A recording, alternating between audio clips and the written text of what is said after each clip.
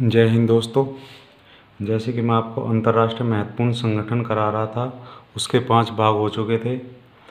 आज हम करेंगे उसका 6ठा भाग। हम शुरुआत करेंगे IAEA से। इसका विस्तृत रूप यानी कि फुल फॉर्म हो जाएगी international atomic energy agency. International atomic energy agency. इसका हिंदी रूप हो जाएगा अंतर्राष्ट्रीय परमाणु ऊर्जा अभिकरण। अंतर्राष्ट्रीय परमाणु ऊर्जा अभिकरण। स्थापना वर्ष 29 जुलाई 1957। 29 जुलाई 1957। इसका मुख्यालय हो जाएगा वियना। वियना है ऑस्ट्रिया की राजधानी। ऑस्ट्रिया की राजधानी। इसमें एक पर्सन यहीं पर ऐड कर देता हूँ। वियना किस नदी के किनारे पर स्थित है? वियना किस नदी के किनारे पर स्थित है? तो दोस्तों, वियना डैन्यूब नदी के किनारे पर स्थित है। ब्रैकेट में लिख लेना, यूरोप की दूसरी सबसे बड़ी नदी वोल्गा के बाद, मतलब कहने का मतलब डैन्यूब नदी दूसरी सबसे बड़ी नदी है यूरोप की वोल्गा के बाद। और इसमें ही एक क्वेश्चन पूछा जाता है, गंगा से वोल्गा तक पुस्तक किसकी है? गंगा से वोल्गा तक पुस्तक किसकी है? तो वो राहुल संकृत्यायन की पुस्तक है। ठीक है दोस्तों। अब आ जाता है, इस संस्था के पहले अध्यक्ष कौन थे? इस संस्था के पहले अध्यक्ष कौन थे? तो दोस्तों, इस संस्था के पहले अध्यक्ष W स्टर्लिंग कोल, ब्रैकेट में लिख लेना, अमेरिका के थे।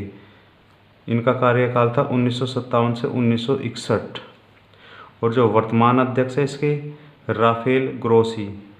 वर्तमान अध्यक्ष राफेल ग्रोसी अर्जेंटीना के हैं, 3 दिसंबर 2019 से।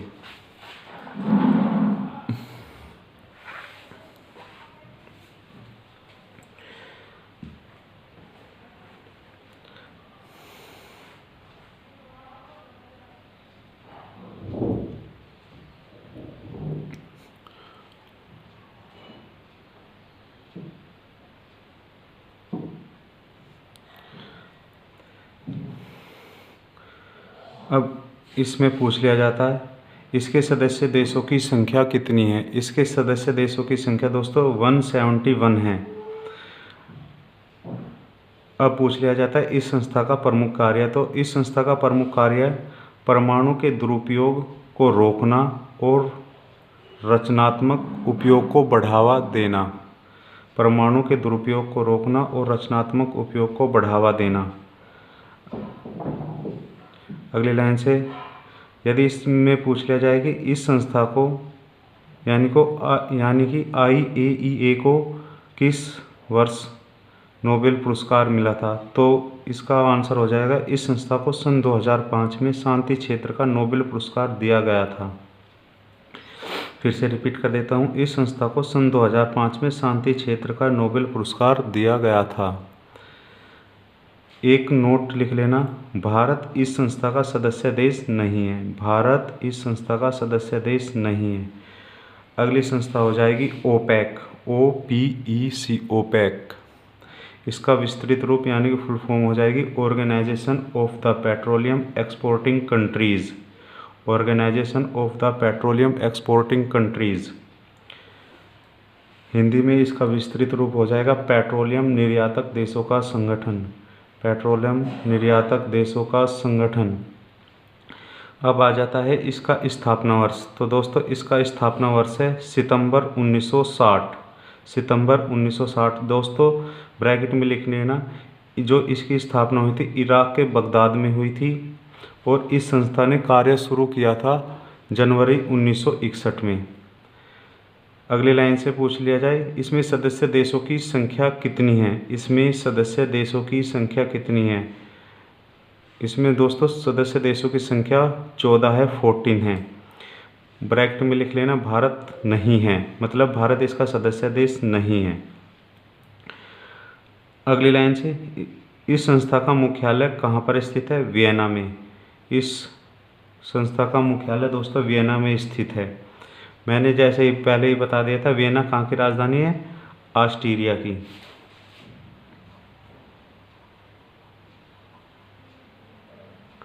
और ऑस्ट्रिया किस नदी के किनारे स्थित है? डैन्यूब, जो कि यूरोप की दूसरी सबसे बड़ी नदी है वोल्गा के बाद। अब आ जाता है इसके वर्तमान अध्यक्ष। तो दोस्तों इसके वर्तमान अध्यक्ष हो जाएंगे मोहम्मद बरकिंडो। मोहम्मद बरकिंडो ये 1 अगस्त 2016 से निरंतर इस पद पर बने हुए हैं। ये नाइजीरिया के हैं। ठीक है दोस्तों, नाइजीरिया की राजधानी हो जाएगी एबुजा। अगले लाइन से इस संस्था का प्रमुख कार्य क्या है? दोस्तों इस संस्था का प्रमुख कार्य विश्व स्तर पर पेट्रोलियम पदार्थों के उत्पादन को बढ़ाना।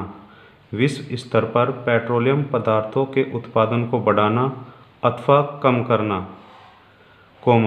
कीमतें निश्चित करना और दूसरे देशों को पेट्रो पदार्थों को निर्यात करना। दोबारा रिपीट कर देता हूँ, विश्व स्तर पर पेट्रोलियम पदार्थों के उत्पादन को बढ़ाना अथवा कम करना, कीमतें निश्चित करना और दूसरे देशों को पेट्रो पदार्थों का निर्यात करना। अगली लाइन से ओपेक की स्थापना के पहले 5 वर्षों तक इसका मुख्यालय कहाँ पर स्थित था? ये क्वेश्चन पूछ लिया जाता है। ओपेक की स्थापना के पहले 5 वर्षों तक इसका मुख्यालय कहाँ पर स्थित था? तो दोस्तों इसका मुख्यालय जेनेवा स्विट्जरलैंड में स्थित था। अब अगली लाइन से देखना, 1 सितंबर 1965 को ऑस्ट्रिया के वियना में स्थानांतरित कर दिया गया था। तो दोस्तों पहले इसका मुख्यालय जिनेवा स्विट्जरलैंड में था और 1 सितंबर 1965 को ऑस्ट्रिया के वियना में स्थानांतरित कर दिया गया था। ठीक है दोस्तों, अब कर लेते हैं थोड़ी बात भारत के बारे में। भारत अपनी कुल तेल आवश्यकता का 82% आयात करता है। मतलब कि 82% भारत कच्चे तेल का आयात करता है, मतलब कि दूसरे देशों से मंगाता है। ठीक है दोस्तों, अगर आपसे पूछ लिया जाए कच्चे तेल का सबसे बड़ा उत्पादक क्षेत्र भारत में कौन सा है? तो दोस्तों बॉम्बे हाई महाराष्ट्र में देश का सबसे बड़ा कच्चा तेल उत्पादक क्षेत्र है। ठीक है दोस्तों, अगर आपसे पूछ लिया जाए कि कौन सा राज्य सबसे बड़ा तेल उत्पादक राज्य है, तो दोस्तों राज्यों में सबसे ज़्यादा कच्चा तेल उत्पादन राजस्थान राज्य में होता है। दोबारा रिपीट कर देता हूँ, राज्यों में सबसे ज़्यादा कच्चा तेल उत्पादन राजस्थान राज्य में होता है। यहाँ पर मंगला, भाग्यम, शक्ति और ऐश्वर्या प्रमुख तेल के कुएं हैं। अगली लाइन से अब आपसे पूछ लिया जाए कि निजी क्षेत्र की तेल शोधनशाला सबसे बड़ी कौन सी है? तो दोस्तों निजी क्षेत्र की तेल शोधनशाला रिलायंस देश में सबसे बड़ी है। अगला प्रश्न, सार्वजनिक क्षेत्र की सबसे बड़ी तेल शोधनशाला कहाँ पर स्थित है? तो सार्वजनिक क्षेत्र की सबसे बड़ी तेल शोधनशाला पानीपत हरियाणा में स्थित है। एक नोट इसमें लिख लेना, कतर 1 जनवरी 2019 से ओपेक से बाहर हो गया था। कतर जिसकी राजधानी दोहा है, ये खाड़ी का देश है। खाड़ी का देश वे होते हैं जिसको जो तीनों तरफ से पानी से घिरे रहते हैं और एक तरफ से ज़मीन से। तो कतर 1 जनवरी 2019 से ओपेक से बाहर हो गया था। अब इसमें हम अगली संस्था करेंगे OPCW। इसका विस्तृत रूप हो जाएगा organisation for the prohibition of chemical weapons. Organisation for the prohibition of chemical weapons, इसको हिंदी में विस्तृत रूप हो जाएगा रासायनिक हथियार निषेध संगठन। रासायनिक हथियार निषेध संगठन। ठीक है दोस्तों, अब आ जाता है स्थापना वर्ष। इसकी स्थापना 29 अप्रैल 1997 को हुई थी। इसका मुख्यालय है द हेग। इसका मुख्यालय द हेग नीदरलैंड में। वर्तमान अध्यक्ष, इसके वर्तमान अध्यक्ष है फर्नांडो एरियास, जो कि स्पेन के हैं। ठीक है दोस्तों, इस संस्था की भूमिका पूछ ली जाए तो रसायन विज्ञान के शांतिपूर्ण उपयोग को सुनिश्चित करना, रसायन विज्ञान के शांतिपूर्ण उपयोग को सुनिश्चित करना, कोमा रासायनिक हथियारों के विकास, कोमा निर्माण, कोमा भंडारण तथा प्रयोग को रोकना। दोबारा से रिपीट कर देता हूँ। रसायन विज्ञान के शांतिपूर्ण उपयोग को सुनिश्चित करना, कोमा रासायनिक हथियारों के विकास, कोमा निर्माण, कोमा भंडारण तथा प्रयोग को रोकना। अब पूछ लिया जाए इसमें सदस्य देशों की संख्या कितनी है, तो इसमें सदस्य देशों की संख्या 193 है। अब आपसे पूछ लिया जाए एक पर्सन की इस संस्था को किस वर्ष में शांति क्षेत्र का नोबेल पुरस्कार मिला था, तो दोस्तों सन 2013 में इस संस्था को शांति क्षेत्र का नोबेल पुरस्कार दिया गया था। सन 2013 में इस संस्था को शांति क्षेत्र का नोबेल पुरस्कार दिया गया था।